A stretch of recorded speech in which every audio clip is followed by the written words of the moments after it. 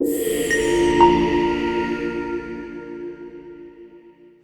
اللہ الرحمن الرحیم۔ السلام علیکم ناظرین، میں ہوں محمد زبیر اور آج ہم یہ بات کریں گے کہ بچوں کو کتابیں کیوں پڑھائیں۔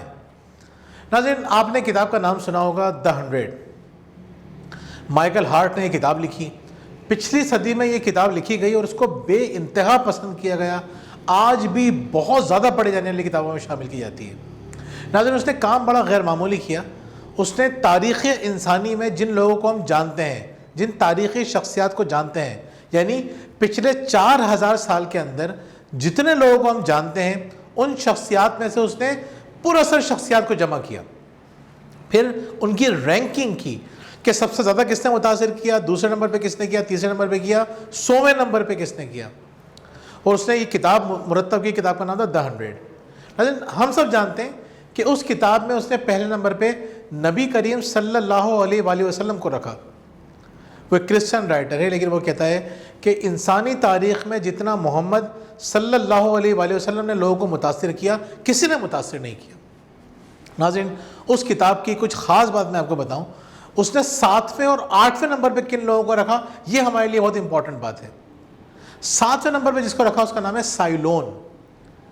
سائلون کو عام طور پہ لوگ نہیں جانتے۔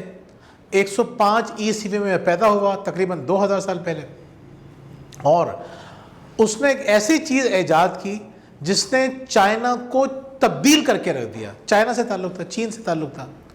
پھر اس کے بعد اس کی جو ایجاد تھی اس سے مسلمانوں نے بہت فائدہ اٹھایا۔ جب خلافت راشدہ چل رہی تھی تو مسلمانوں نے اس ایجاد سے فائدہ اٹھایا۔ اب اس کے بارے میں بات کرتے ہیں۔ سائلون نے ایسی کیا چیز ایجاد کی تھی کہ اس کو آئنسٹائن سے اور بڑی بڑی تاریخی شخصیات سے اور مذہبی شخصیات سے اوپر رکھا گیا؟ کیا وجہ تھی اس کی؟ اس نے ایجاد کیا تھا کاغذ۔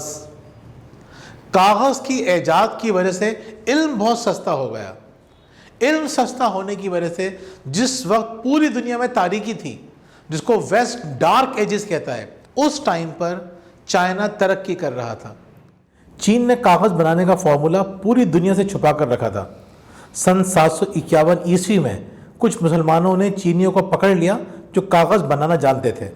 ان سے کہا کہ اگر تم نے یہ فارمولا ہمیں نہیں دیا تو قتل کر دیں گے۔ چینیوں نے بتا دیا اور پھر کاغذ بغداد اور سمرقند میں تیار ہونے لگا۔ اس طرح علم سستا ہونے کی وجہ سے ترقی کا سفر تیز سے تیز تر ہوتا چلا گیا۔ برٹرنڈ رسل، جو پچھلی صدی کا سب سے بڑا مفکر سمجھا جاتا ہے، اس نے اپنے مضمون مشرق کی اسرین و بیداری میں اس بات کی بخوبی وضاحت کی ہے کہ جس وقت پورے مغرب پر سیاہ دور چھایا ہوا تھا، اس وقت چائنا اور مسلم دنیا پوری آب و تاب سے چمک رہے تھے، اور اس چمک دمک کی سب سے بڑی وجہ تعلیم کا عام ہونا تھا۔ ناظرین، 8ویں نمبر پہ اس نے کس کو رکھا؟ 8ویں نمبر پہ اس نے رکھا گیٹنسبرگ کو، جانز گیٹنسبرگ۔ اس نے ایسا کیا کام کیا کہ اس کو 8ویں نمبر پہ رکھ دیا؟ یعنی 4000 سال کے اندر جو اربوں لوگ آئے، اربوں لوگوں میں، متاثر ترین لوگوں میں 8واں نمبر، جبکہ وہ ایک غریب سا آدمی تھا۔ جب آپ اس کی تاریخ پڑھتے ہیں، کیونکہ میں میڈیا کا اسٹوڈنٹ رہ چکا ہوں، میں نے اس کی تاریخ پڑھی ہے۔ اس نے کیا کیا؟ اس نے پرنٹنگ مشین ایجاد کی۔ اس سے پہلے بھی چیزیں پرنٹ ہوتی تھیں، لیکن ہوتا یہ تھا کہ ایک دفعہ پلیٹ بن جایا کرتی تھی، ایک دفعہ کتاب چھپ گئی، اب دوبارہ پلیٹس بنیں گی، دوبارہ کتاب چھپے گی، بہت مشکل کام تھا۔ پرنٹنگ مشین کی ایجاد سے علم اتنا سستا ہو گیا کہ مائیکل ہارٹ کہتا ہے کہ اس کے بعد مغرب رکا نہیں، آگے سے آگے بڑھتا چلا گیا۔ ناظرین، اب ذرا غور کریں آپ، تاریخ انسانی میں متاثر کن شخصیت نبی کریم صلی اللہ علیہ وآلہ وسلم، جن کو پہلا نمبر دیا گیا۔ آپ پر جو وحی نازل ہوتی ہے اس کا پہلا لفظ ہے اقرا، پڑھیے۔ قرآن کریم کے اندر جو پہلی قسم کھائی جاتی ہے وہ قلم کی کھائی جاتی ہے۔ علم ہمارے لیے اتنا امپورٹنٹ ہے۔ پھر آپ یہ دیکھیے، تاریخ انسانی کی جو اہم شخصیات ہیں وہ کیا کر رہی ہیں؟ وہ کتابیں پڑھ رہی ہیں، وہ کتابوں سے مستفید ہو رہی ہیں، علم پھیلا رہی ہیں۔ آج بھی آپ اگر کسی ملک کی ترقی دیکھنا چاہتے ہیں تو دیکھیے وہاں پہ کتنا مطالعہ کیا جاتا ہے۔ مجھے حیرت ہوتی ہے، ابھی میں لسٹ دیکھ رہا تھا کہ کس ملک میں کتنی کتابیں پڑھی جاتی ہیں اور کون سا ملک کتنا ترقی یافتہ ہے۔ آپ کو حیرت ہوگی، جو ملک جتنا زیادہ ترقی یافتہ ہے وہاں پہ لوگ اوسطاً اتنی زیادہ کتابیں پڑھتے ہیں۔ مثال کے طور پہ آپ دیکھیں، دنیا کا جو مالدار ترین شخص ہے، جو دنیا کے مالدار ترین شخصوں میں جو شمار ہوتا ہے، بل گیٹس، 133 ارب ڈالر کا مالک ہے اس وقت اور وہ کہتا ہے کہ میں سال میں 52 کتابیں پڑھتا ہوں. آپ کہیں گے اس کو کیا ضرورت ہے پڑھنے کی؟ اس کو پتہ ہے کہ مجھے کیا ضرورت ہے پڑھنے کی, اور وہ یہ سمجھتا ہے کہ میں نے کتابیں پڑھنا چھوڑ دی تو میری ترقی کا سفر رک جائے گا, میں نیچے آنا شروع ہو جاؤں گا. کتابیں پڑھتا ہے وہ, ہفتے میں ایک کتاب ختم کرتا ہے. وارن بفے 123 ارب ڈالر کا مالک ہے وہ شخص.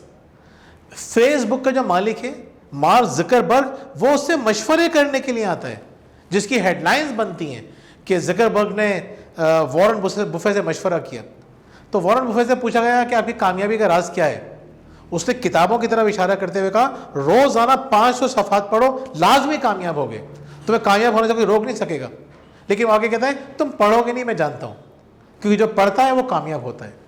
اگر آپ چاہتے ہیں کہ آپ کے بچے ترقی کریں, اگر آپ چاہتے ہیں کسی بھی شعبے میں ترقی کروانا چاہتے ہیں, اس کو ایک بہت عظیم انسان بنانا چاہتے ہیں, دیندار انسان بنانا چاہتے ہیں, آپ اسے کوئی سائنٹسٹ بنانا چاہتے ہیں, آپ اسے کچھ بنانا چاہتے ہیں, اگر آپ نے اس کے اندر کتابوں کی محبت ڈال دی, جس دن اس کو کتابیں پڑھنے کا شوق ہو گیا, اس کی ترقی کا سفر بہت تیز ہو جائے گا. ناظرین, خود بھی کتابیں پڑھیں, اپنے بچوں کو بھی کتابیں پڑھائیں. کتابوں سے محبت ہمیں بہت آگے لے کے چلے جائے گی. بہت بہت شکریہ. اللہ حافظ.